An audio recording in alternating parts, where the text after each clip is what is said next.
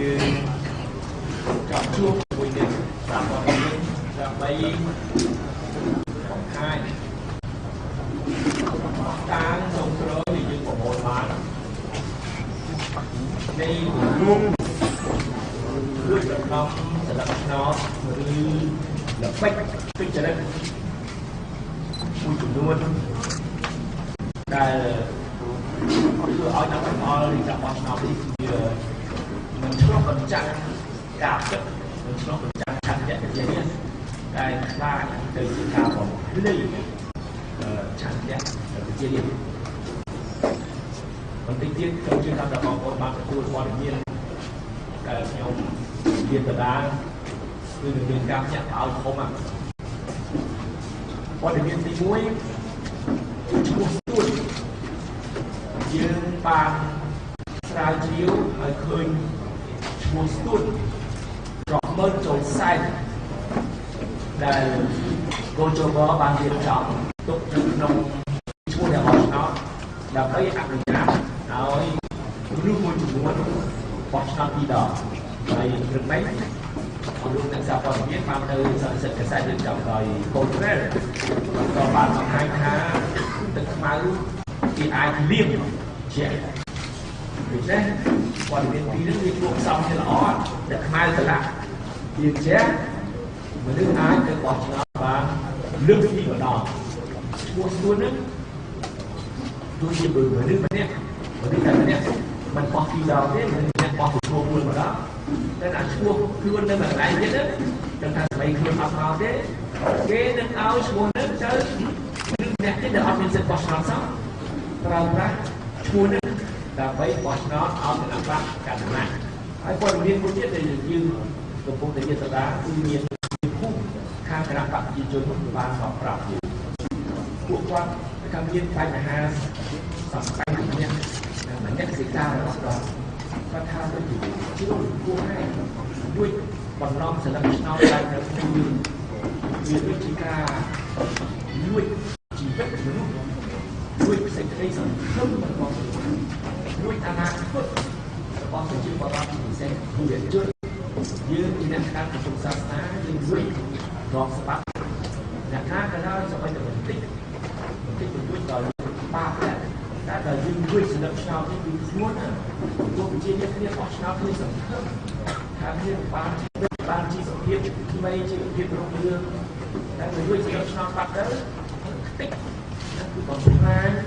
សេចក្តីសង្ឃឹមរបស់គ្នាបំផ្លាញលទ្ធភាពឱកាសដែលគ្នាអាចមានជីវិតបានល្អប្រសើរជាងសប្តាហ៍ហើយគ្នាបោះឆ្នោតគឺសង្ឃឹមសម្រាប់សម្ដីខ្លួនផងសម្រាប់កូនចៅគាត់ឲ្យក្មេងៗយុវជនគ្នាបោះឆ្នោតដើម្បីបានអនាគតល្អប្រសើរជាងសប្តាហ៍ហើយបើយើងជួយទៅដល់ឆ្នោតអានោះលួចយ៉ាងអនាគតគេទៅទៀតចឹងហើយបានមេគុកគណៈបព្វជិជនគាត់ឆ្លប់ពីមុនគាត់ឆ្លប់ចេះធ្វើតាមគេចឹងទៅមិនតែម្ដងនេះគាត់ថាវាគួរហេតុឃើញប្រជាជនខកផលឃើញយុវជនខកផលទៅប្រើគាត់ឲ្យគាត់ចូលរួមក្នុងអំពើអាក្រក់គាត់ថាគាត់ពិបាកគាត់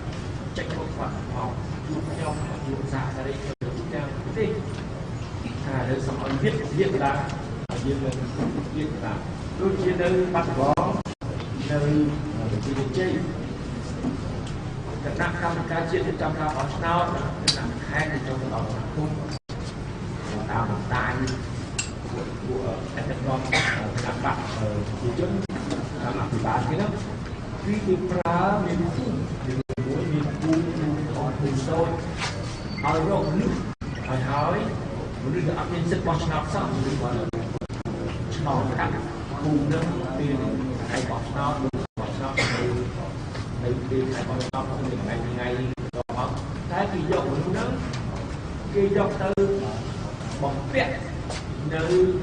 លិខិតបញ្ជាក់អត្តសញ្ញាណហើយលិខិតបញ្ជាក់អត្តសញ្ញាណនេះគេរៀបចំមកគេយកឈ្មោះអ្នកចំណាក់ស្រុកនៅទីចេញបាត់ឡងមានជនជាតិខ្មែរយើងជាប្រវត្តិខ្មែរចេញពីការនៅថៃចុះមានភូមិដឹងទាំងអស់ថាដល់ណាចេញទៅថៃឈ្មោះនឹងឈ្មោះទំនេរ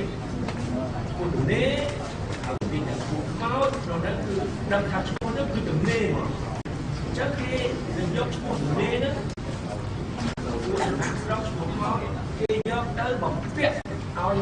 មានសិទ្ធិបោះឆ្នោតសោះឬនិយាយជួលមកសោះឲ្យបោះឆ្នោតឲ្យគណៈបកគេយើងចង់ឲ្យស្អី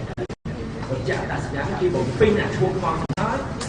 គេចាប់តែឯងចុងក្រោយចិត្តបោះឆ្នោតបានគេហៅមនុស្សពីណាពីណីមកបាក់មួយសិនហ្នឹងបាត់រូបខោឲ្យទៅគេឲ្យអានិកបញ្ជាក់យ៉ាងគឺបញ្ជាក់ដល់ខ្លាំងខ្លាំងជាក់ពីខុសច្បាប់